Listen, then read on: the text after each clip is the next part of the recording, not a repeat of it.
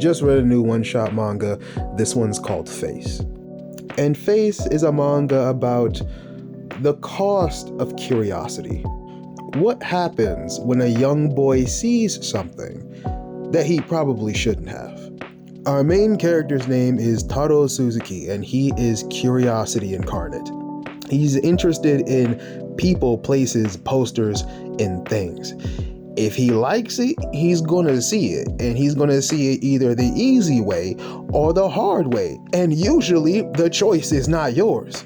And right now, all of Taro's curiosity is directed toward his friend Hikochi. Hikochi is Mr. Nonchalant. He's super chill and nothing really breaks his mood. Even when they found out one of their female classmates was a guy, Hikochi didn't care. He's like, man, I wonder what the store got, man. I'm hungry. Now, Taro is super curious about how Hikochi is just so carefree all the time. In order to quell the feeling of curiosity, Taro demands that he goes over Hikochi's house sometime. And Hikochi, of course, is like, nah, bro, you're not coming over. They're really supposed to be doing homework in class right now, but Hikochi's like, look, dude, if you don't sit down and do your homework, I'm gonna leave. He tries asking Taro some questions about the homework, and of course, Taro has no idea. And then Hikochi asks Taro what another classmate's dog breed is, and Taro is able to tell him everything about it, showing that Taro is super duper interested in only the things that pique his interest. If it don't interest him, he can care less. Taro and Hikochi begin to go their separate ways, but Taro is insistent on going to this boy's house.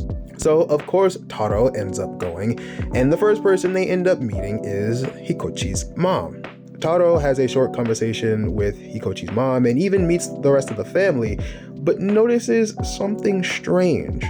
For some reason, even though Hikochi's mom is talking to Taro, she and the rest of the family won't look at him.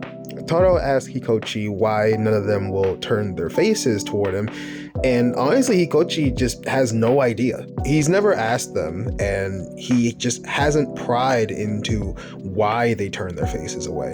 Hikochi is just that much of a carefree and easygoing guy that he's willing to not even pry into his family's problems. So now curiosity has reached its all-time peak. Taro says he's going to the bathroom, and immediately when he opens the door, he's met by Hikochi's mom, who comes in with some snacks.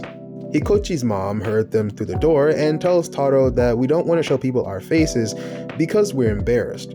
Taro is still super curious, but Hikochi kills that immediately by saying it's just a normal face. Taro, deciding to be slick, tries to sneak a peek at his mom's face while he pulls the snacks away, but she ain't new to this, she true to this. So Taro and Hikochi take their snacks and decide to play a little game. The game depicts a robber going into a kitchen to steal a burger recipe, and then turns out the burgers are made out of humans and they're being made by like a lizard man. Taro immediately gets the idea that the entire family are monsters, and Hikochi is the one who baits people into coming into their houses so they can eat them. Because of course that's what Taro is thinking. He says there's no way this can happen, but he knows deep down he would love it if the entire family were monsters. Because that's just the type of guy he is. So he tells Hikochi he's going to the bathroom, and his investigation begins. First person he runs into is Hikochi's older sister, who has a very interesting way of hiding her face. His sister tries to play it off by saying, oh, this is just one of the latest fashion trends, which of course Taro doesn't believe that. But he does ask where the bathroom is, and he does go to the bathroom. But in the bathroom he finds something interesting. Something that he believes is a scale, like a reptile scale, because it doesn't look like anything that would come off the human body. So now he 100% believes the family are monsters. He then runs into Hikochi's father.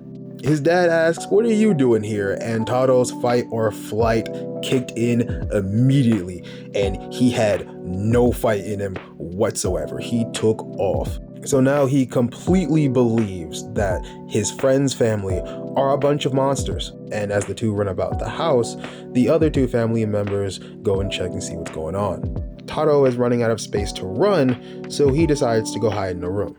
And this manga goes from silly comedy to complete nightmare in 0.2 seconds. I love the atmosphere switch up in this manga. And this is a pretty creepy looking face. Like, I don't read much horror manga, but I can see something like this making an appearance. So the dad finds Taro, and Taro's just like, game over, man. Game over. And the dad reveals to Taro that it's just a mask. Because obviously you can only do but so much turning your faces away from people. You still need to be able to see, you know? And then Taro realizes that the creepy face that he saw in the room was actually a mask, more than likely used by one of the two women in the house. So the dad offers to drive Taro to the station, and Taro is ready to go at this point. But Hikochi still seems to have had a pretty good time, so I guess there's that. Hikochi and the others go back into the house, and they're just exhausted after all this.